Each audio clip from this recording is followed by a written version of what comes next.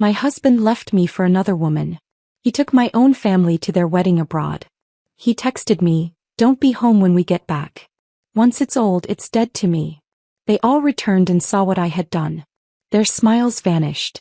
They looked at the empty land and asked each other one terrified question. I just watched from my car and smiled. "Don't be home when we get back. Once it's old, it's dead to me." That's what my husband texted me from Croatia. From his wedding. To another woman. With my entire family standing behind them in the photo, champagne glasses raised. I stared at that message for exactly 3 seconds. Then I looked up at the construction crew across the street, watching them demolish an old building floor by floor. Controlled demolition, they called it. And I knew exactly what I needed to do. They wanted me gone? Fine. But I'd make sure there was nothing left for them to come back to. The photo was still on my screen. I zoomed in, studying every detail like I was examining architectural blueprints. Samuel stood in the center wearing a tuxedo I'd never seen before. Expensive. Perfectly tailored. The kind of suit that costs $3,000 minimum. Next to him was Clara Ashford. 28 years old. Blonde hair in soft waves. White dress that probably came from some boutique in Boston that I'd walked past 100 times but never entered because I was too busy working. But it wasn't Samuel or Clara that made my hands tighten around the phone. It was everyone standing behind them. My mother Patricia wore lavender. Her favorite color. The same shade she'd worn to my wedding 12 years ago. She was beaming at the camera, champagne glass raised high, looking happier than I'd seen her look in years. Next to her stood my father Robert. He looked uncomfortable, sure, but he was there. Present. Participating. Not protesting. Not refusing. Just standing there like this was normal family behavior. My sister June held a bouquet. An actual bouquet. Like she was part of the wedding party. Like she hadn't spent the last year telling me I needed to be more supportive of Samuel's career. More understanding when he worked late. More flexible when he canceled our plans. And Marcus. My baby brother. The one I put through college when my parents couldn't afford it. The one I helped with rent for 6 months when he lost his job. The one who called me his hero at his graduation. He was grinning in that photo. Chilly grinning. Like attending my husband's wedding to another woman was just another fun family vacation. I sat there in my car outside the Meridian Tower construction site, phone in my lap, trying to process what I was seeing. Trying to make it make sense. But it didn't make sense. None of it made sense. Across the street, the demolition crew was working on a 1960s office building that had been condemned 6 months ago. I'd watched them start the teardown 3 days earlier. They weren't using explosives. This was surgical. Controlled. They removed windows first. Then interior walls. Then support beams. Floor by floor, section by section, the building was coming down in a carefully orchestrated collapse. The foreman stood near the perimeter fence, holding a tablet, monitoring every strike of the excavator. Nothing was random. Nothing was emotional. It was pure calculated precision. That's when the clarity hit me. Absolute. I opened my phone's photo gallery and started scrolling backwards. 12 years of marriage in digital form. Our wedding day, Samuel looking at his phone during the reception. Our 5th anniversary trip to Maine, him disappearing for hours claiming he needed to take work calls. Last Christmas when he insisted we spend it apart because he needed space to think. Every vacation where he was physically present but mentally elsewhere. Every dinner where he checked his messages under the table. Every late night at the office that I'd believed without question. I'd been building our future while he'd been building an exit strategy. Samuel Vaughn. My husband of 12 years. Regional sales manager for a tech company. That's what he told people. That's what I told people. But regional sales apparently involved a lot of hotel rooms and very few actual sales reports. I'd never questioned it because I was too busy running my architecture firm. Too busy designing buildings and managing clients and working 80-hour weeks to notice that my husband was designing a completely different life. Clara Ashford worked in his office. Marketing coordinator. I'd met her once at a company holiday party 2 years ago. She'd seemed nice. Quiet. Forgettable. I remembered thinking she looked young. Too young to be taken seriously in a professional environment. Now I understood. She wasn't hired for her marketing skills. We never had children. Samuel always said the timing wasn't right. We should wait until the business was more stable. Until we had more money saved. Until we traveled more. Until. I'd believed him because I wanted to believe him. Because I thought we were partners building toward the same future. But he wasn't waiting for the right time with me. He was waiting for her. My phone buzzed again. A notification from Instagram. Samuel had posted the photo publicly. The caption read, "Starting our forever in paradise. Surrounded by the people who matter most." The people who matter most. I wasn't in that photo. I wasn't in Croatia. I wasn't anywhere in his new life. I was home. In Boston. Sitting in my car outside a construction site. Reviewing blueprints for the Meridian Tower. The biggest commercial project of my career. The project that would define my firm's reputation. The project I'd been pouring myself into for 9 months while my husband planned his wedding to someone else. The demolition crew across the street brought down another section of the building. The excavator's arms swung precisely, connecting with a load-bearing wall. The structure groaned, buckled, collapsed inward exactly as planned. I watched the dust rise and settle. Then I opened my text messages and typed, "Enjoy Croatia. I'll make sure everything's handled." Samuel would read that and think I was being supportive. Understanding. The way I'd always been. The way he trained me to be over 12 years of marriage. But I wasn't being supportive. I was being strategic. I scrolled through my contacts and found Nicole Ferrara. My attorney. The woman who'd helped me structure my LLC when I started my firm. The woman who'd insisted 5 years ago that Samuel sign a post-nuptial agreement when I expanded the business. The woman I'd kept on retainer even though Samuel thought it was paranoid. She answered on the second ring. "Hazel. What's wrong?" I didn't waste time with explanations. "How fast can we move?" There was a pause. Nicole was sharp. She didn't need details to understand tone. "How fast do you need?" I looked at the photo again. Calculated the timeline. They land in 9 days. Nicole's laugh was low and predatory. The sound of someone who'd built a career destroying unfaithful spouses in court. "Then let's build you a beautiful new life in 8. I hung up and sat there for another moment, watching the demolition crew pack up their equipment for the day. The building that had stood for 60 years was now just rubble and rebar. By tomorrow it would be hauled away. By next week the lot would be cleared and ready for something new. Controlled demolition. That's what they called it. And that's exactly what I was about to do. I didn't sleep that night. Instead, I sat at my kitchen table with a legal pad and started writing. Lists. Timelines. Asset inventories. Everything we owned. Everything I owned technically. The house. The cars. The vacation condo in Vermont we'd visited twice. Bank accounts. Investment portfolios. Even the furniture. By 3 a.m. I had 17 pages of notes. By dawn I had a plan. I showered, dressed in my black suit, the one I wore for important client meetings, and drove to Nicole's office in downtown Boston. She texted me her availability at 6 a.m., which told me everything I needed to know about how seriously she was taking this. Her office was on the 14th floor of a glass building overlooking the harbor. Floor-to-ceiling windows. Expensive art on the walls. The kind of space that screamed success and didn't apologize for it. Nicole was already there when I arrived, 2 cups of coffee waiting on her desk. She didn't ask if I was okay. Didn't offer sympathy or platitudes. Just slid a manila folder across the polished wood surface and said, "I filed at 7 this morning. Divorce petition. Grounds. Abandonment, adultery, and breach of post-nuptial agreement." I opened the folder. The paperwork was extensive. Brutal in its precision. "We have evidence," Nicole continued, pulling out her tablet. "Credit card statements going back 18 months. Hotels. Restaurants. Jewelry purchases that never made it to you." She swiped through images. Receipts from places I'd never been. Charges on dates when Samuel told me he was working late. "There's more," she said, and her voice took on an edge I recognized. The tone she used when she was about to destroy someone in court. "Remember that laptop he left open last month? The one you mentioned when we had coffee?" I nodded.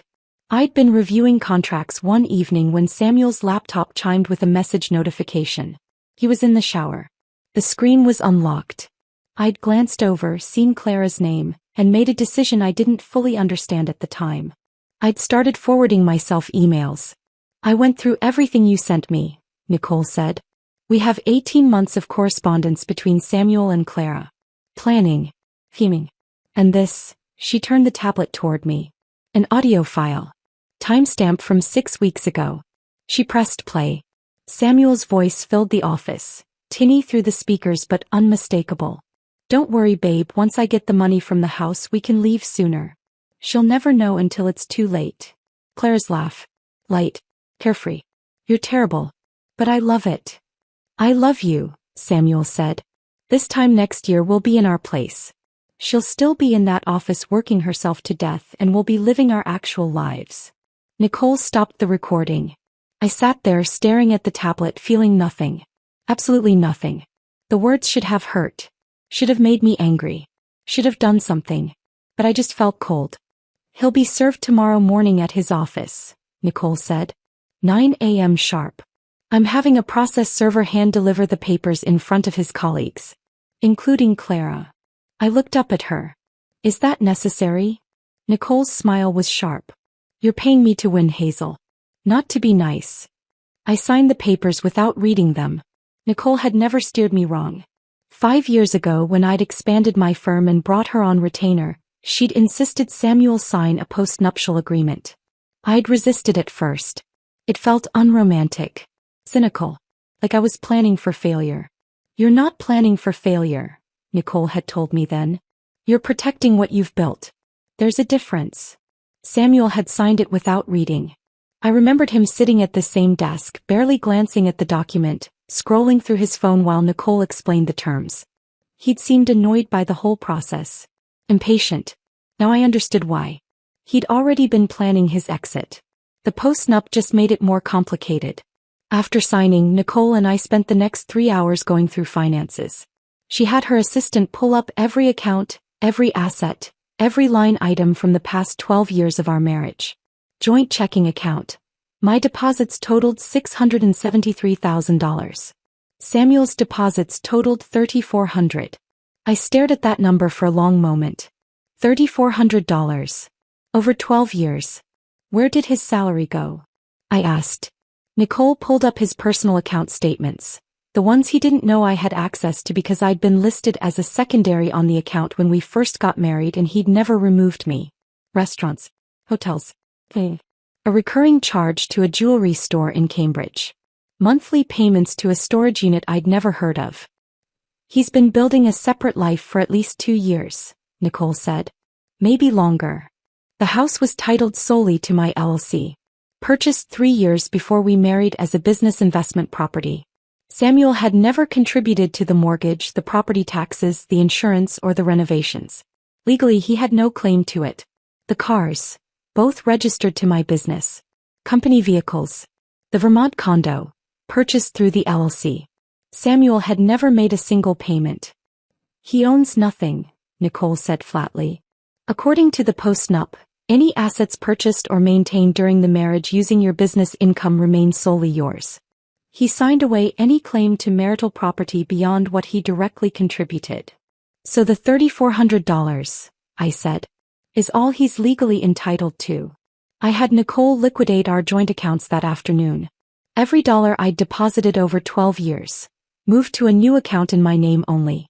I left Samuel exactly $3,400. Fair is fair. When I got home that evening, the house felt different. Not because of what was missing, but because of what I now understood had never really been there. I walked through the rooms slowly, seeing everything with new eyes. The living room furniture I'd chosen and paid for. The kitchen appliances I'd researched and installed. The artwork on the walls from galleries I'd visited alone because Samuel was always too busy. His side of the closet was empty. He'd packed for Croatia but left everything else behind. His winter coats. His work clothes. His shoes lined up neatly on the rack I'd bought him 3 Christmases ago. He assumed he'd come back to it. That I'd still be here waiting. That this house, this life, would be his safety net while he figured out his new life with Clara. I started packing his belongings into boxes. Methodically. Without emotion.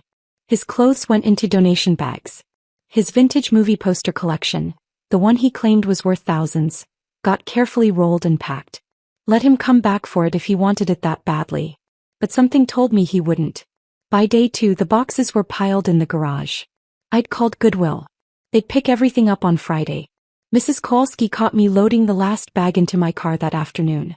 She was in her garden, pruning roses, but I knew she'd been watching. "Spring cleaning," she called, walking over. I forced a smile. "Something like that." She looked at the boxes, then at me. Her expression shifted. "Is everything okay with you and Samuel? I haven't seen him around lately." "He's traveling," I said. "Extended trip." Mrs. Kowalski nodded slowly, but her eyes said she didn't believe me. "Well, if you need anything." "I'm fine," I interrupted. "Really. Just busy with work." That evening, I saw her standing on her porch talking to Mr. Peterson from across the street. Both of them kept glancing toward my house. Let them wonder. Let them gossip. In a few days they'd have real news to discuss. Day 3 ended with me sitting alone in the living room, drinking wine from a bottle I'd bought last month for a dinner party we never had. Samuel had canceled at the last minute. "Work emergency," he'd said. I pulled out my phone and opened Instagram. Samuel had posted again. More photos from Croatia. Him and Clara on a sailboat. Sunset behind them. Her hand on his chest. His arm around her waist. My mother had commented, "Beautiful couple. So happy for you both." My sister June had tagged herself, "Best family vacation ever." #blessed. They were performing happiness. Broadcasting it. Making sure everyone saw. While I sat here in the house I'd bought, drinking wine I'd paid for, surrounded by furniture I'd chosen, systematically dismantling the life they assumed would be waiting when they returned. I didn't cry. I was done crying. Instead, I opened my laptop and started researching demolition companies in the Boston area. Westwood Demo and Excavation had a 5-star rating and a waiting list 3 months long. I called them anyway. The man who answered sounded tired. "We're booked solid through January. If you want to leave your information." "I need a house demolished in 5 days," I said. "Full teardown. I'll pay double your rate." There was a pause. "Ma'am, permitting a loan takes 4 to 6 weeks. We can't just." "I'll have the permits by tomorrow afternoon." Another pause. Longer this time. "What's the address?" I gave it to him. Heard typing on the other end. "That's a historic property," he said. 1920s colonial. Beautiful structure from the listing photos. "You sure you want to tear it down?" "Positive." More typing. Then, "Let me talk to Jack. He'll call you back within the hour." Jack Morrison called me 43 minutes later. His voice was rough, weathered by decades of shouting over machinery. "My guy says you want a demo in 5 days with permits handled by tomorrow. That's not how this works." "It is if you want the job," I said. He laughed. Not amused. Just surprised. "Lady, I've been doing this for 30 years. Nobody gets permits that fast. Not even developers with city council connections." "I'm an architect," I told him. "I've designed half the commercial buildings going up in Boston right now. I know every planning commissioner by name. I know which ones owe me favors. The permits will be ready by 2 p.m. tomorrow." Silence. Then, "You're serious?" "Completely." "Why the rush?" I could have lied. Could have said I had buyers lined up or development plans ready. But something about Jack's directness made me answer honestly. "My husband married someone else last week while I was home working. Took my entire family to Croatia for the wedding. Now they're coming back expecting everything to be exactly as they left it." Jack was quiet for a long moment. Then, "What time tomorrow works for you?" We met at the house at 10 the next morning. Day 4. Jack pulled up in a pickup truck that had seen better decades, climbed out wearing work boots and a flannel shirt that had more paint stains than original fabric. He walked the property slowly, studied the foundation, checked the roofline, examined the walls, took photos and measurements and notes on a clipboard that looked like it had survived multiple construction sites. "Solid structure," he said finally. "Great bones. You could renovate this, flip it for $3 million easy." "I don't want to renovate it." He looked at me. Really looked. Not the way men usually looked at me in business meetings. Assessing, calculating, trying to figure out angles. This was different. Like he was trying to understand something that didn't make logical sense. "You know once it's gone, he said. "No getting it back." "I know." He nodded slowly. Wrote something on his clipboard. "With expedited permits, we can start tomorrow morning. Demo takes about 8 hours for a house this size. Debris removal another day. You'll have an empty lot by Friday evening. How much? 47,000. That's with the rush job premium. I didn't hesitate. Done. Jack extended his hand. His grip was firm, calloused. I'll need those permits by 2 like you said. You'll have them. I spent the rest of day 4 making calls. Every favor I'd built up over 15 years in the Boston architecture community I called in. Planning commissioners I'd worked with on zoning appeals. Building inspectors who'd fast-tracked my projects. City officials I'd helped with pro bono designs for public spaces. By 1:30 I had every signature I needed. By 2 Jack had the permits in hand.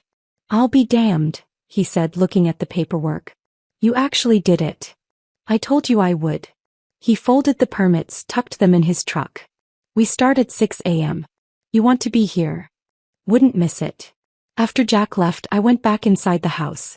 I needed to finish clearing Samuel's home office. Most of his stuff was already boxed, but his filing cabinet remained. I opened the bottom drawer and found a folder tucked in the back. Manila. Unlabeled. Hidden behind tax returns from 6 years ago. Inside were loan applications. 4 of them. All denied. All dated 6 months ago. Applications for a second mortgage on the house. My house. The one owned by my LLC. I read through each one carefully. Samuel had listed himself as sole owner. Had forged my signature on the initial documentation. Had claimed the property was jointly owned and that I'd verbally agreed to the loan. All lies. The applications had been rejected because the title search showed the house belonged to my business, not to Samuel or to us jointly. But he'd tried. He'd actually tried to steal equity from my property to fund his exit. I found more in the folder. Printed emails between Samuel and Clara. Samuel, the loan got denied again. Her name is on everything. I don't know how to get around it. Clara, can't you just forge her signature on a sale agreement? Samuel, too risky. But don't worry, babe, once I get the money we can leave sooner. She'll never know until it's too late. Clara, you're sure she won't fight the divorce? Samuel, she won't. She's too busy with work to notice what's happening. By the time she realizes I'm serious, we'll be gone and she'll be stuck with the legal bills. I photographed every page. Sent them to Nicole. She called back within 2 minutes. Hazel. This is fraud. Attempted fraud at minimum. He forged your signature on legal documents. That's a felony. Add it to the divorce filing. I'm adding it to everything. This changes the whole case. He's not just a cheater. He's a criminal. I hung up and sat there in Samuel's office. The room I'd designed for him, the desk I'd bought him, the chair I'd assembled while he was out on one of his many business trips. He hadn't just been planning to leave me. He'd been planning to rob me. My phone rang. Emily. I almost didn't answer. But Emily had a way of knowing when something was wrong. If I ignored her, she'd show up at my door. I answered. Where are you? She said. No hello. No preamble. Home. I'm coming over. Emily, I'm fine. I saw the demolition permits posted on the city planning site. I saw your name on them. I'm coming over. Don't argue. She hung up. 20 minutes later, she was at my door with Thai food and wine. Emily Chin was my oldest friend. We'd met in architecture school, survived brutal professors and all-night design studios together. She'd been at my wedding. Had been the one person who'd quietly asked if I was sure about Samuel. I should have listened to her then. She pushed past me into the kitchen, set down the food, opened the wine without asking and poured 2 glasses. Talk, she said. So I told her everything. The photo. Croatia. My family. Clara. The demolition scheduled for tomorrow morning. Emily listened without interrupting. But her face shifted from concern to something else. Something close to fear. Hazel, she said finally. What are you doing? What I should have done years ago. You're tearing down your house. It's my house. I can do what I want with it. That's not. Emily stopped. Started again. I get why you're angry. I get it. But this feels extreme. This feels like you're not thinking clearly. I'm thinking more clearly than I have in 12 years. Emily set down her wine. Reached across the table. Took my hand. You're not a vindictive person. You're not cruel. This isn't you. Maybe it should be. I said quietly. Maybe if I'd been less understanding, less accommodating, less willing to believe every lie he told me, he wouldn't have thought he could do this. Or maybe, Emily said, her voice gentle, you would have left him years ago and saved yourself this pain. We sat in silence for a moment. Promise me something, Emily said. Promise me you won't regret this. I looked at her. At my friend who'd known me longer than Samuel had. Who'd watched me build my career and my marriage and had probably seen cracks I'd refused to acknowledge. I promise, I said. But after she left, I sat alone in the kitchen and wondered if I was lying. Day 5 arrived with cold clarity. I woke at 5, dressed in jeans and my favorite black jacket, made coffee and drove to the house. The Westwood crew was already there. 3 trucks. 6 workers. Equipment being unloaded with practiced efficiency. Jack saw me and walked over. Last chance, he said. Once we start, there's no stopping it. I looked at the house. At the windows I'd chosen. The door I'd painted. The porch where I'd sat countless evenings waiting for Samuel to come home. Start, I said. The machinery roared to life. Mrs. Kowalski appeared on her porch in a bathrobe, eyes wide. Other neighbors emerged. Mr. Peterson. The Johnsons.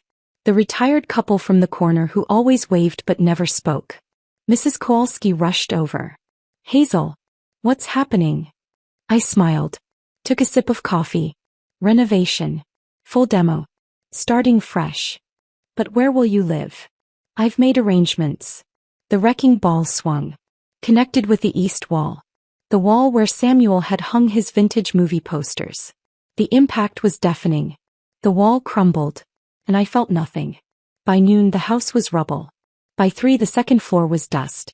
By sunset, there was nothing left but broken pieces scattered across the lot like the remains of a life I no longer recognized. I stood there watching until the crew packed up their equipment and Jack approached, wiping his hands on his jeans. You okay? He asked. I didn't know how to answer. I felt empty. Lighter. Free. Terrified. All of it at once. Yeah, I finally said. I think I am. Jack nodded, didn't push. We'll be back tomorrow morning at 6 to haul the debris. Should have the lot cleared by evening. I thanked him and watched his truck disappear down the street. Then I stood alone in the growing darkness, staring at what used to be my home. Day 6 arrived with gray skies and the rumble of debris removal trucks. I was there at dawn again. Couldn't stay away. Needed to see every piece of it disappear. The crew worked with mechanical efficiency. Front-end loaders scooped up chunks of what used to be walls and floors and ceilings. Dump trucks backed up, filled, drove away. Again and again. Each load carrying away another piece of 12 years. I watched the kitchen island get loaded into a truck. The marble countertops I'd chosen from a supplier in Cambridge. The custom cabinets I'd designed myself. We'd eaten our first meal in this house at that island. Take-out Chinese because we were too exhausted from moving to cook. Samuel had toasted with a beer bottle. To our future, he'd said. I wondered if he'd already been planning his exit then. Or if that came later. The mantle went next. I'd hung our wedding photo there for 6 years before taking it down. I told myself it needed reframing. The truth was I couldn't look at his smile anymore without wondering if it had ever been real. The deck we'd built 3 summers ago. The one where we were supposed to grow old together, drinking coffee and watching sunsets, was broken into pieces and hauled away by 11. By afternoon the lot was nearly clear. Just dirt and scattered debris. The crew brought in a grader, leveled everything, smoothed it out. By evening it was done. I stood at the curb, staring at empty space where a $2 million home had existed 24 hours ago. A woman jogged past. Stopped. Looked at the lot, then at the neighboring houses, then back at the lot. Didn't there used to be a house here? She asked. I turned to her, kept my expression neutral. Must be thinking of a different street. She frowned, clearly confused. I could have sworn. She shook her head. Never mind. Sorry. She jogged on. I watched her go and felt something close to satisfaction. It was working. I was erasing us. My phone rang. June's name flashed across the screen. I almost didn't answer. But curiosity won. Hazel. Her voice was bright, cheerful, completely oblivious to what she'd participated in. We're having the best time. Croatia is gorgeous. You should see the beaches, the food is incredible, and the wedding was just I got Samuel's text, I interrupted. Silence. Then, oh. That. Her tone shifted immediately. Less bright. More defensive. Look, she continued. We didn't want to get involved in your marriage problems, but Samuel said you two had been over for a while. He said you knew about Clara. That you'd both agreed to. I agreed to nothing, I said.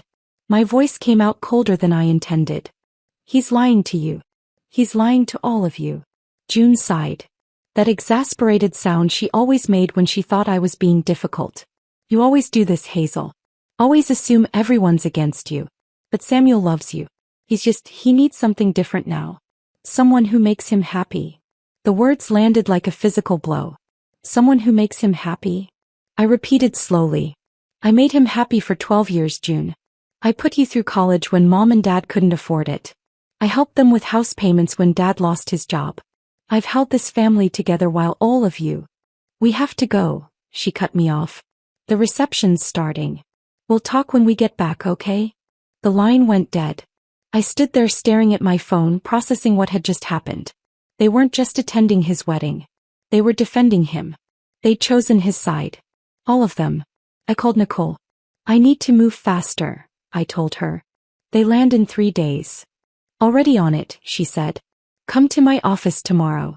I have something you need to see. I met Nicole at her office on day 7. The skyline outside her windows was gray with clouds threatening rain. She had a folder waiting. Thicker than the others. I did some digging on Clara Ashford, Nicole said, sliding it across her desk. Turns out your husband has interesting taste in women. I opened the folder. Financial records. Background checks. Family information. Clara Ashford wasn't just some 28-year-old marketing coordinator living paycheck to paycheck. He came from money. Serious money. Her father, Richard Ashford, owned Ashford Auto Group, a chain of luxury car dealerships across Massachusetts. 17 locations. Revenue in the hundreds of millions. Clara's trust fund was worth over $2 million.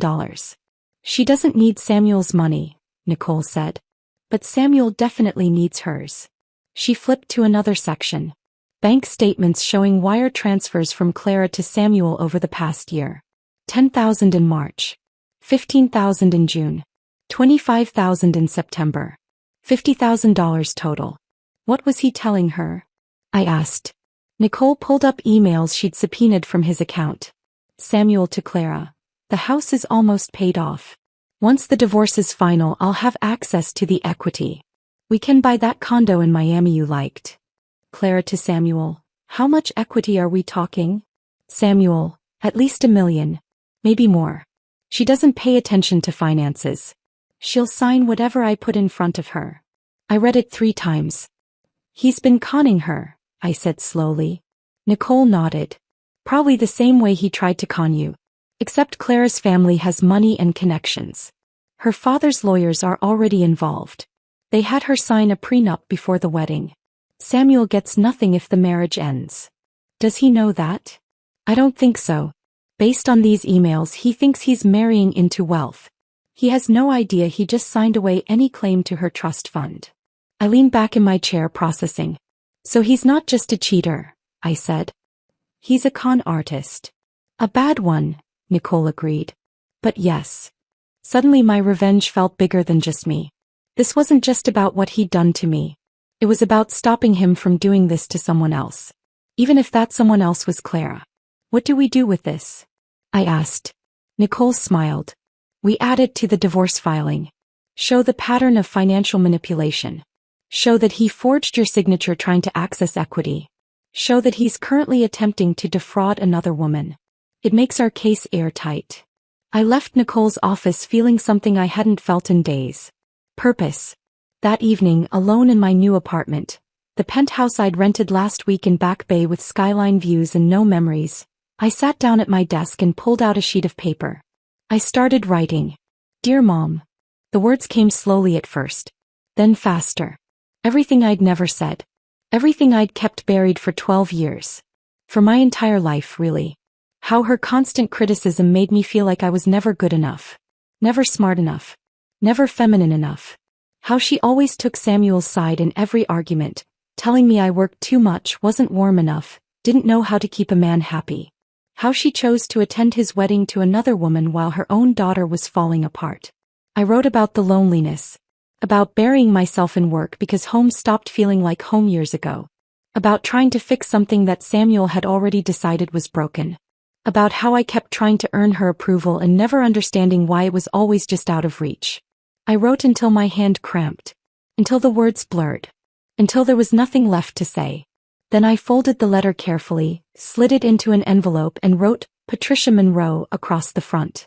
I held it for a long moment. Then I tucked it into my desk drawer. Maybe someday I'd send it. Maybe I'd keep it as a reminder that some things are better left unsaid. Some bridges are better burned than crossed. I poured wine and stood at my window looking out at the city lights. In 2 days they'd land at Logan Airport. In 2 days, they'd drive to the house expecting everything to be exactly as they left it. In 2 days they'd see what I'd done. And I'd be watching. Day 8 began with paperwork. I met Tom Brennan at a coffee shop in Cambridge, halfway between his office and mine. The kind of place with exposed brick and overpriced lattes that Samuel always complained about. Tom was already there when I arrived, sitting at a corner table with a leather portfolio and reading glasses perched on his nose. He was in his 50s, with kind eyes and hands roughened by decades of construction work. The kind of man who'd built things his entire life and understood the weight of what gets torn down. He stood when he saw me, shook my hand firmly. Hazel. Good to see you. We sat. He opened the portfolio, pulled out the deed and transfer documents. This is a hell of a lot, he said, reviewing the papers one more time. Prime location. Great zoning. I'm still surprised you're selling. Property like this doesn't come available often. I wrapped my hands around my coffee cup. The heat felt grounding. Time for a change, I said simply. Tom nodded, didn't push. He signed where his attorney had flagged, then slid the documents across the table. I signed my name on 6 different pages. Witnessed. Notarized. Final. Just like that, $3.2 million transferred into my business account. Tom shook my hand again. Good doing business with you. And if you ever need architectural work for future developments, give me a call. I've seen your designs. You're good. I will, I said. Thank you. He gathered his papers, stood, paused. I hope whatever you're starting fresh from, I hope it's worth it. I watched him leave, then sat alone at that table for another 20 minutes, staring at the signed documents in front of me. The house was gone. The money was mine. Samuel and my family were returning tomorrow. There was no going back now. I drove to the parking garage where I'd left my car and sat behind the wheel for 20 minutes, hands gripping the steering wheel, breathing slowly. Deliberately. I wasn't scared. But I wasn't entirely sure I was okay either. The penthouse I'd rented last week was in Back Bay. 17th floor. Floor-to-ceiling windows overlooking the city. 2 bedrooms even though I only needed one. Modern kitchen with appliances I'd probably never use. The kind of place I'd always wanted but never suggested to Samuel because he thought downtown living was too flashy and not practical. I'd moved in 3 days ago with the few things I'd taken from the house. My clothes. My laptop. My favorite chair from the home office. Everything else was new. Furniture I'd ordered online and had assembled by professionals. Dishes I'd never eaten off of. Towels that still had tags. It was beautiful. It was also completely empty of anything that felt like me. I was unpacking the last box, books mostly, when my doorbell rang. Emily stood in the hallway holding 2 bottles of wine and an expression that said she was prepared to stage an intervention. We need to talk, she said, pushing past me into the apartment. She set the wine on the kitchen counter, surveyed the space with the critical eye of someone who'd known me for 15 years. Nice place, she said. Sterile. But nice. I just moved in. 3 days ago. You've had time to make it feel like home. She opened one of the wine bottles without asking, poured 2 glasses, handed me one. Except you're not trying to make it feel like home. You're hiding. I took the wine. I'm not hiding. You're isolating, Emily said, settling onto my couch. You're not answering my texts. You're not coming to yoga. You've canceled lunch 3 times. You're disappearing, Hazel. I sat beside her, stared out at the city lights beginning to glow in the dusk. I'm fine. Just busy. Busy demolishing your life? She turned to look at me. Not accusing. Just sad. You used to talk to me. About everything. Now you're like, I don't know. Like you're somewhere else. Like you've already left and your body just hasn't caught up yet. I took a long drink of wine. I am somewhere else, I said quietly. The person I was. The one who believed in love and family and partnership. She's gone. She died when that photo came through. This, I gestured at the apartment at myself. This is what's left. Emily set down her wine. Reached over and took my hand. What if you regret this? The question hung in the air between us. Then I'll live with it, I said. But at least it'll be my regret. My choice. Not his. Emily squeezed my hand. I'm worried about you. I know. I'm not saying what you did was wrong. I'm just saying, she paused, searching for words. I'm saying make sure you're doing this for the right reasons. Not because you're hurt. Not because you're angry. But because it's actually what you want. It's what I want, I said. But even as I said it, I wondered if I believed it. Emily stayed for 2 more hours. We drank wine. Talked about her work, her life, anything but mine. When she finally left, she hugged me tight at the door. Call me tomorrow, she said. After. Whatever happens. Call me. I promised I would. That night I couldn't sleep. I lay in my new bed in my new apartment, staring at the ceiling, listening to the unfamiliar sounds of downtown traffic and my own thoughts spiraling. Tomorrow they'd land. Tomorrow they'd see. I must have drifted off around 2 because I woke at 3:17 from a dream that felt more real than the waking world. I was walking through the house. But not the demolished version. The complete version. Every room intact. Every piece of furniture in place. Samuel was there. Not the 40-year-old man who'd betrayed me. The younger version. The one I'd met at a mutual friend's party 16 years ago. The one who'd made me laugh. The one I'd fallen in love with. Why are you doing this? He asked. I tried to answer but couldn't form words. I walked through rooms, touching walls that no longer existed. The kitchen. The living room. The bedroom. My mother appeared in the kitchen wearing that lavender dress.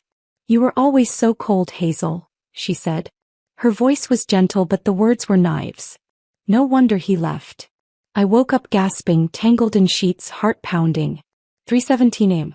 I got up, poured water with shaking hands, stood at the window looking out at Boston's sleeping skyline. Tomorrow they'd land. Tomorrow they'd see what I'd done.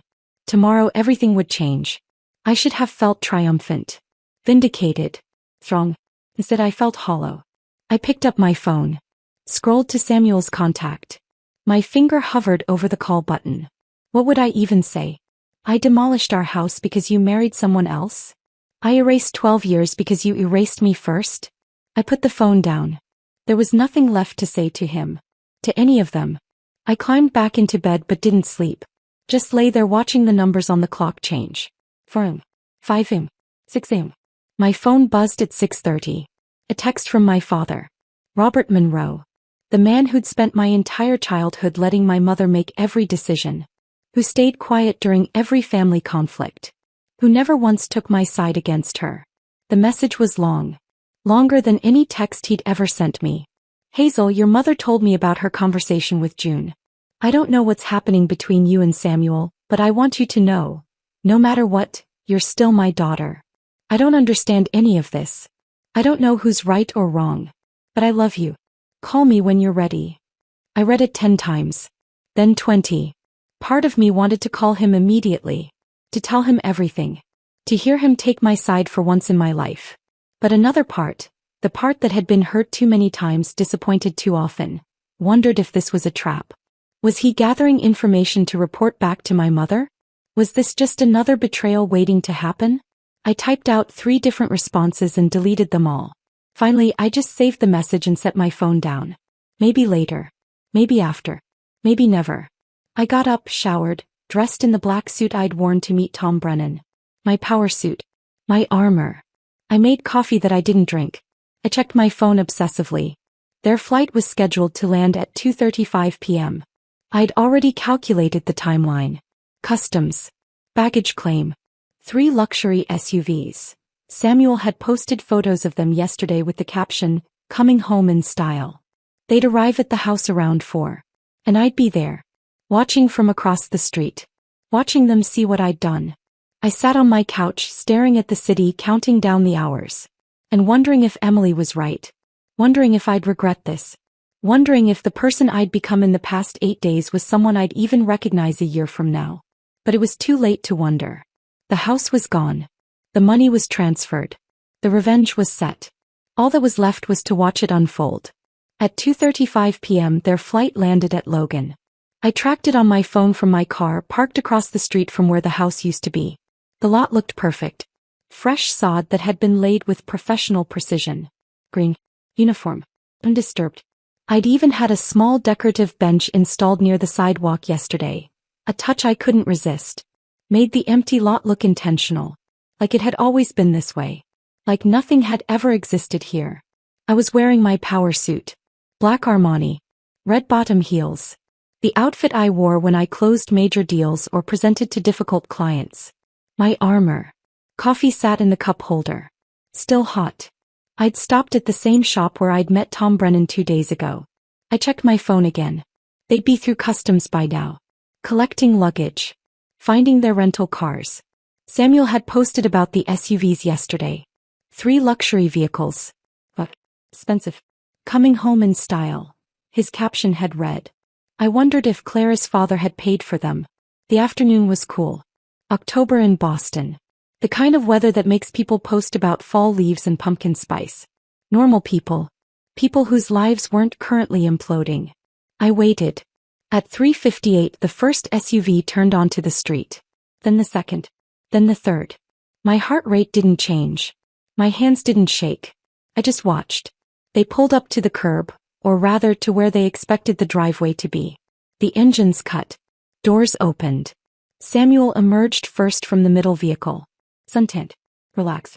Wearing a linen shirt that probably cost $200. He stretched, said something to Clara that made her laugh. Clara stepped out next.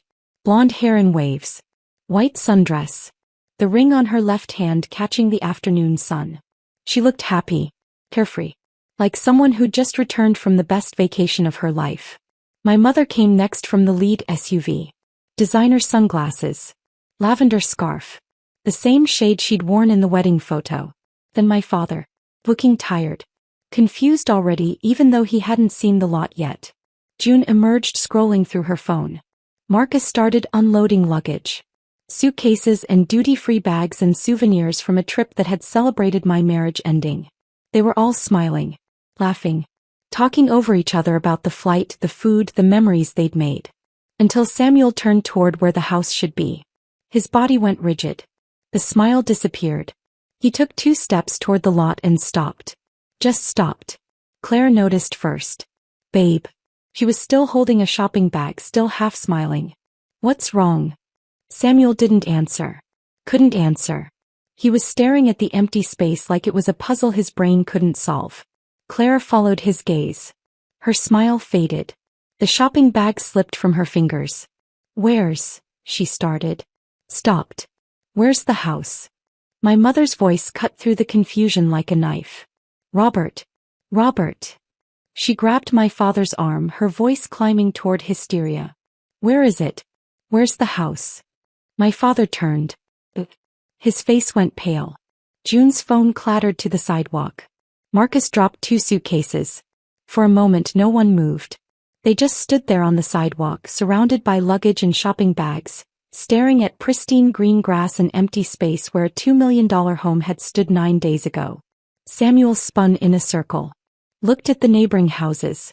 The Kolskis' place to the left. The Petersons to the right. Both exactly where they'd always been. He looked at the mailbox. Still standing at the curb. The numbers clearly visible. The right address. What? His voice came out strangled. What the? That's when Tom Brennan's truck pulled up. He'd been driving past, saw the commotion and pulled over. Good man. Exactly the kind of timing I'd hoped for but hadn't counted on. Tom got out of his truck, approached cautiously. Can I help you folks? Samuel charged him. What did you do to my house? He was shouting now, veins bulging in his neck. Who are you? Tom held up his hands, genuinely confused. Whoa, buddy. I don't know what you're talking about. Pie house. Samuel pointed at the lot. There was a house here. Where is it? Tom glanced at the lot, then back at Samuel. I just bought this property yesterday. Wiggly. Clean title. Empty lot. I don't know what. Empty. Samuel's voice cracked. It wasn't empty. There was a house. My house. My home. Tom pulled out his phone, pulled up the listing photos. The beautiful empty lot. The fresh sod. Potential. See? This is what I bought. You got the wrong address or something. My mother had started hyperventilating. June was on her knees picking up her phone with shaking hands. Marcus just stood there, mouth open, looking between the lot and Samuel like he was watching a magic trick he couldn't figure out. That's when my mother saw me. I'd rolled down my window. Elbow resting on the frame. Coffee cup in hand. Just watching. Hazel. She shrieked it. Not like a name. Like an accusation. Like a curse. What did you do? Everyone turned. I took a slow sip of coffee. Set the cup down carefully. Opened my car door and stepped out. I dressed for this moment like I was presenting to a board of directors. Everything deliberate. Everything calculated. I walked toward them slowly. Not rushing. Not hesitating. 6 feet away I stopped. Close enough to see their faces clearly. Far enough to stay safe. Oh hey everyone, I said. My voice was pleasant. Casual. Like I was greeting them at a barbecue. How was Croatia? Did you get my text about handling everything? Samuel stared at me. His face cycled through expressions too fast to track. Confusion. Disbelief. Dawning horror. You? He took a step toward me. Clara grabbed his arm but he shook her off. You demolished our house? His voice cracked on the last word. I tilted my head slightly. Not our house, Samuel. My house. My business asset. Owned by my LZ. And technically I didn't demolish it myself. I contracted Westwood Demo and Excavation. Very professional crew. They finished ahead of schedule. You can't do that. His face was red now. Spit flying. That's illegal. I pulled out my phone. Opened the folder Nicole had prepared. Screenshots of property deeds. Purchase documents. The post-nuptial agreement he'd signed 5 years ago without reading. Actually, I said calmly, per Massachusetts property law and the terms of our post-nuptial agreement, you remember signing that, right? You were so busy on your phone that day. I can do whatever I want with my solely owned business assets. The house was purchased by my LLC 3 years before we got married. You never contributed to the mortgage, the taxes, the insurance, or the renovations. Legally, you had zero claim to it. I turned to Claire for the first time. Really looked at her. She was pretty. Young. Fair. That sounds like a you problem, I said. But congratulations on your wedding. Beautiful photos. I especially loved the one of my mother wearing white to your ceremony. Very classy. Claire made a sound. Somewhere between a gasp and a sob. My mother stepped forward. Her face was twisted with rage and something else. Fear. Hazel Monroe, she said. Her voice shook.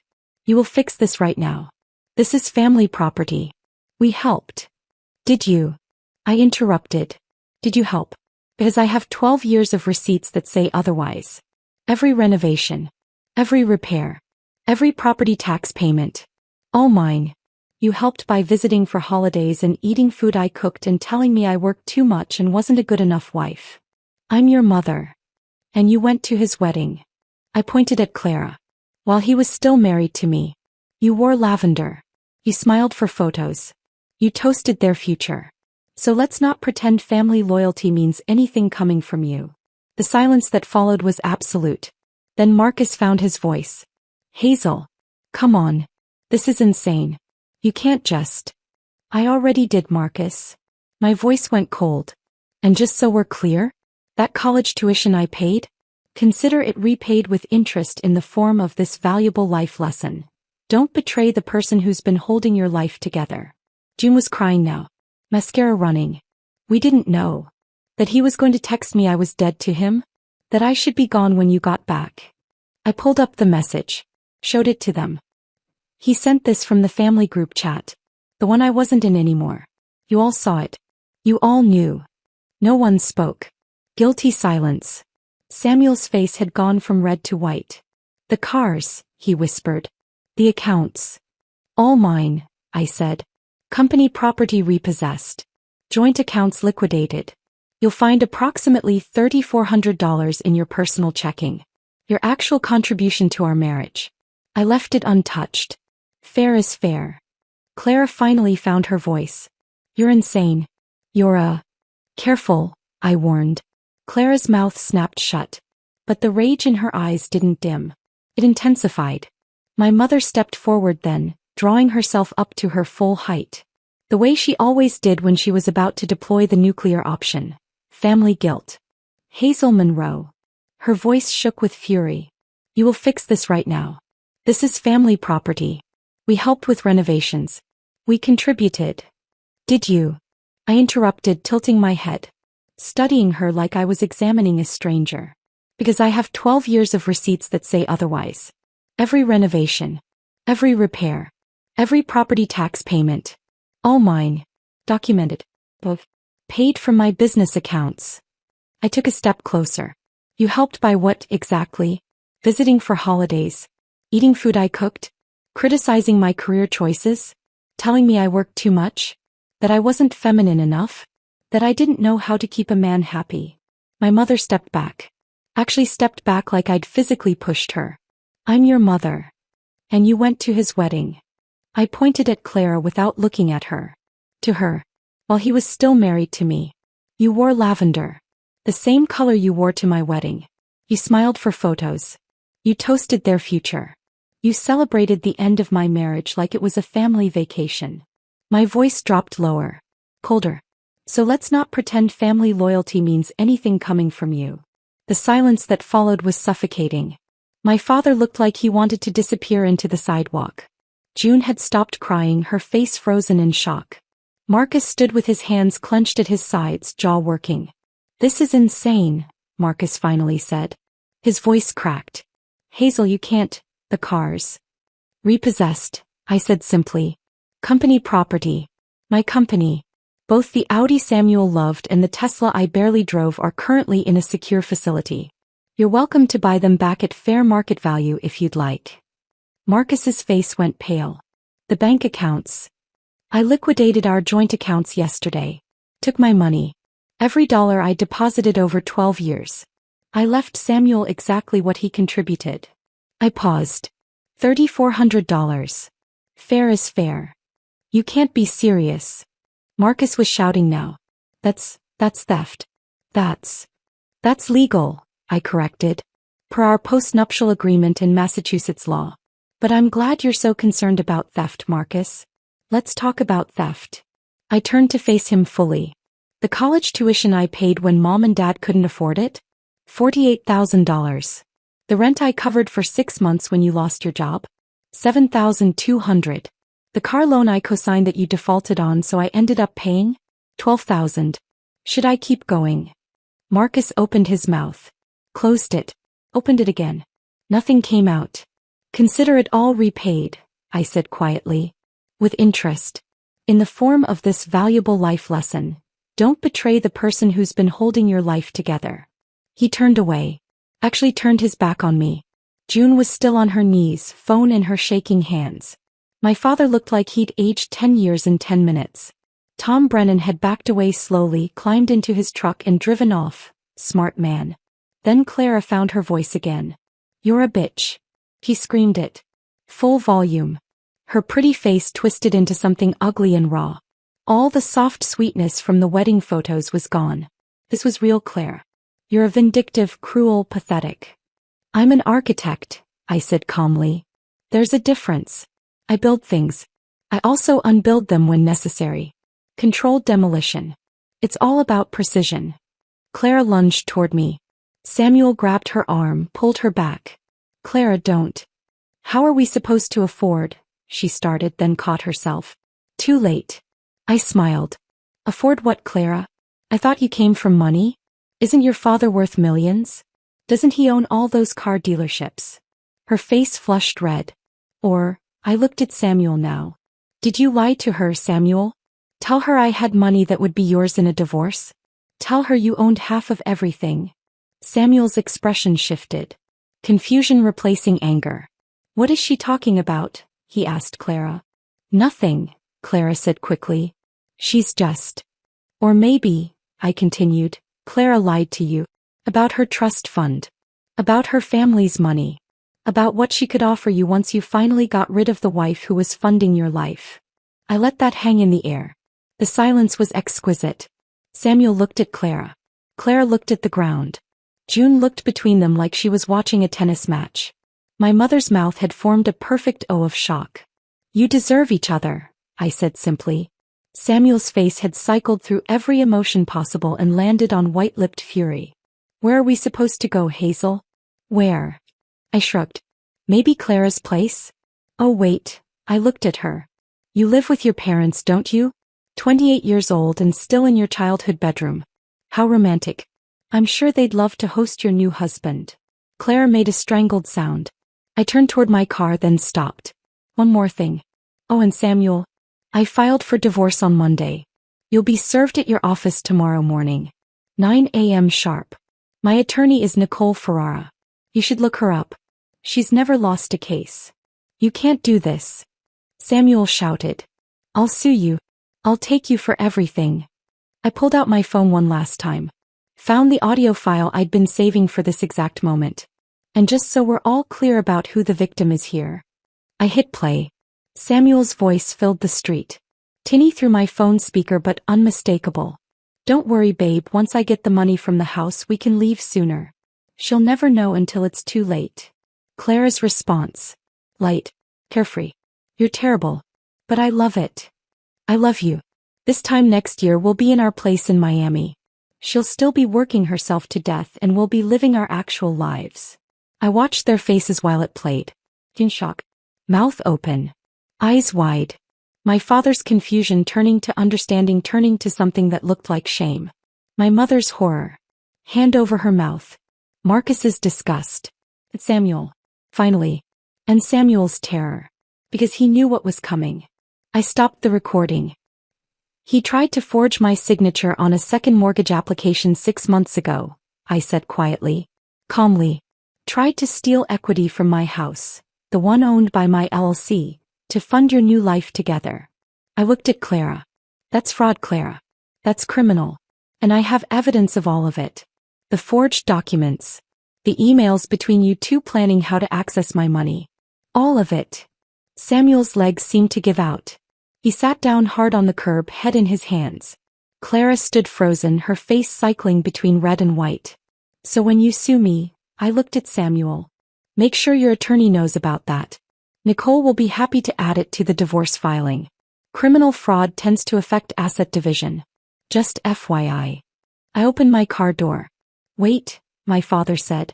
His voice was hoarse. Hazel, wait. I paused. Looked at him. He looked old. Tired. Said, I didn't know, he said quietly. About the text. About what Samuel said. Your mother told me they'd separated. That it was mutual. That you'd agreed. I agreed to nothing, I said. But you knew that, didn't you? Deep down. He didn't answer. I got in my car. Started the engine. Rolled down the window one last time. Enjoy finding somewhere to sleep tonight, I said. I hear the Holiday Inn on Route 9 has vacancies. I pulled away slowly. In my rearview mirror, I watched 7 people standing on an empty lot surrounded by luggage and shattered assumptions. Samuel was still sitting on the curb, head in his hands. Claire was crying now. Ugly crying. My mother was yelling at my father about something. June was on her phone, probably trying to find a hotel. Marcus had his arms crossed, staring at the empty lot like he still couldn't believe it was real. And my father just stood there, hands in his pockets, looking smaller than I'd ever seen him. I drove 3 blocks before I had to pull over. My hands were shaking. Not from fear or regret. From adrenaline. From the pure, undiluted satisfaction of watching them realize what they'd lost. What they'd thrown away. What they'd underestimated. I sat there for 10 minutes, breathing slowly, letting the shaking subside. My phone started buzzing. Calls. Texts. Dozens of them. I turned it off. Drove back to my apartment in silence. When I got home, I poured a glass of wine, stood at my window and looked out at the city lights. I'd done it. I'd actually done it. The house was gone. The revenge was complete. They'd seen what I'd done. And I felt, not triumphant. Not victorious. Just empty. Like I'd torn down the house but couldn't figure out what to build in its place. I called Emily. She answered on the first ring. How did it go? I didn't answer right away. Hazel, she said. Are you okay? I don't know, I said finally. I did everything I planned. Everything went exactly how I wanted. But I don't know if I'm okay. Emily was quiet for a moment. Then, come over. Right now. Don't argue. I went. Emily lived in a brownstone in the South End, 3rd floor, with plants on every surface and art on every wall. The kind of home that felt lived in. I knocked. She opened the door immediately, took one look at my face and pulled me inside. Sit, she said, guiding me to her couch. I'm making tea. Don't argue. I sat. She disappeared into the kitchen. I heard water running, the kettle clicking on, cabinets opening and closing. I stared at a painting on her wall. Blues and grays swirling together. I'd always liked it but never really looked at it before. Emily returned with 2 mugs. Sat beside me. Didn't say anything. Just waited. I did it, I said finally. Everything I planned.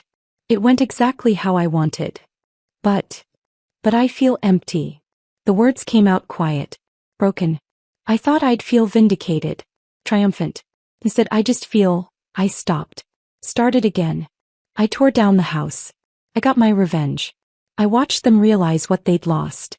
And now I don't know what to do with any of it. Emily set down her tea. Put her arm around my shoulders. You did something irreversible, she said gently. That's a lot to process. I don't regret it, I said quickly. I don't. They deserved it. But revenge doesn't fill the hole it creates. I nodded. We sat in silence for a long time. What happens now? Emily asked. I don't know. That night back in my apartment my phone wouldn't stop buzzing. 63 missed calls by midnight. Hundreds of texts. My mother, you've destroyed this family. I hope you're proud. June, I can't believe you did this. You're cruel. You're vindictive. I don't know who you are anymore. Marcus, I hope you're happy now. I hope it was worth it. Samuel, you'll regret this. Well, Sue, you'll lose everything. Clara, you're a pathetic old woman who couldn't keep her husband.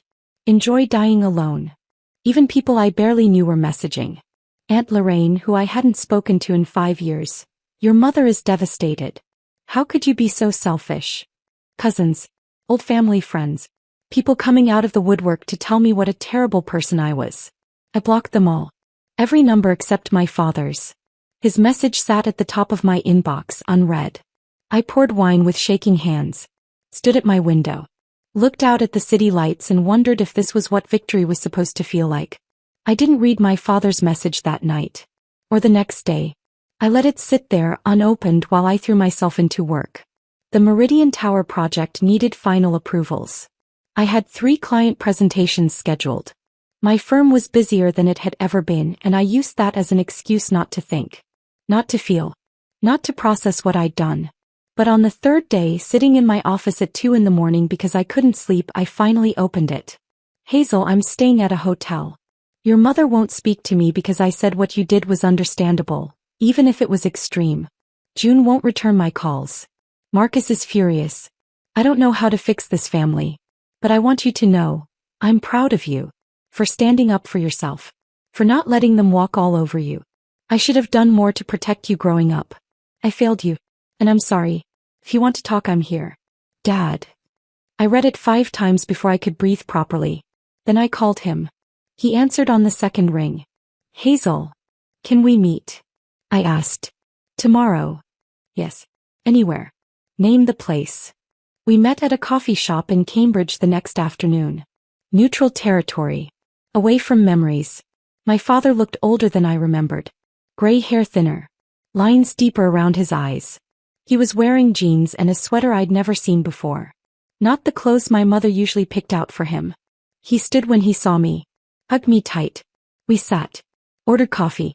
Didn't speak for a moment. Your mother is threatening divorce, he said finally. His voice was quiet. Resigned. Because I won't condemn you. Dad, I don't want to ruin your marriage. You didn't ruin anything, honey. He looked at me directly. I'm finally seeing clearly what's been broken for years. Maybe decades. Your mother has always needed someone to blame. Someone to control. And I let her. I let her criticize you. I let her favor June. I stayed silent when I should have spoken up. You're speaking up now. He smiled sadly. 30 years too late. We talked for 2 hours. About my childhood. About how I'd always felt like I was trying to earn approval that never came.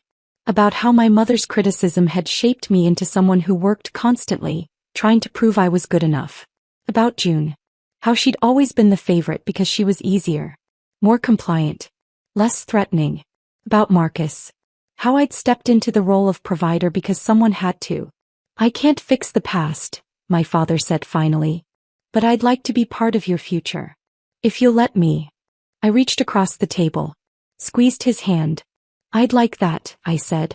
It wasn't forgiveness. Not entirely. But it was a beginning. 6 months passed. The lot where my house had stood became the Monroe Heights development. 8 luxury townhouses. My design. My vision. The project attracted attention. Architecture magazines featured it. Industry publications interviewed me about the concept. Building modern luxury on historic lots, honoring the past while creating something new. I didn't tell them the full story. Just the professional version. My firm's client list doubled. Then tripled. I hired 3 new architects, including a young woman named Sarah Chin who reminded me of myself at 25. Brilliant. Driven. Hungry to prove herself. I mentored her the way no one had mentored me. Taught her to negotiate. To value her work. To never let anyone make her feel small. Emily and I had coffee every Sunday. She never said, "I told you so," but she did say, "I'm glad you're okay," more often than necessary. My father and I had dinner once a month. He'd separated from my mother officially in January. Moved into a small apartment in Somerville with a view of the river. He seemed lighter. Younger somehow. Like he'd been carrying weight for decades and finally set it down. We didn't talk about June or Marcus. That bridge was burned and would stay burned. But we talked about everything else. His dreams of traveling. My plans to open a second office in New York. The life he was building in his 70s. The life I was building in my 40s. Healing wasn't linear. Some days I felt strong. Other days I woke up from dreams about the house and felt hollow. But the hollow days became less frequent. And the strong days became my foundation. On a Tuesday evening in late April, my phone buzzed with a message from an unknown number. I almost didn't open it. But curiosity won. "Samuel. I've had time to think. We made mistakes. Can we talk?" I stared at those words for exactly 3 seconds. Thought about the photo he'd sent from Croatia. The caption that called me dead. The house he'd tried to steal from. The 12 years I'd given him while he planned his exit. Thought about the woman I used to be. The one who would have read that message and felt hope. Who would have called him back. Who would have believed we made mistakes, meant something other than, "I want something from you." That woman was gone. I typed, "Sorry. Once it's old, it's dead to me." Funny how that works. Then I blocked the number. I walked to my window. Looked out at the Boston skyline. At the buildings I'd helped design. At the city I'd claimed as mine. The demolition hadn't just been about destroying a house. It had been about destroying the version of myself who accepted betrayal. Who made excuses for people who didn't deserve them. Who built a life for others while neglecting to build one for herself. That woman was dead. In her place was someone stronger. Harder in some ways. More careful with trust. But also more honest about what I wanted. More willing to walk away from what didn't serve me. More certain that being alone was better than being with people who made me feel alone. They'd wanted me gone. I'd made sure there was nothing left for them to come back to. And in the empty space where that life used to be, I'd built something better. Something that was entirely, permanently mine. I poured wine. Toasted my reflection in the window. To new foundations. To controlled demolitions. To the life I built alone and the peace I found in its silence. This story of calculated revenge had you holding your breath. Smash that like button right now. My favorite part was when Hazel watched from her car as 7 people stood on an empty lot, realizing the house was gone. What was your favorite moment? Drop it in the comments below. Don't miss more powerful stories like this. Subscribe and hit that notification bell so you never miss an upload.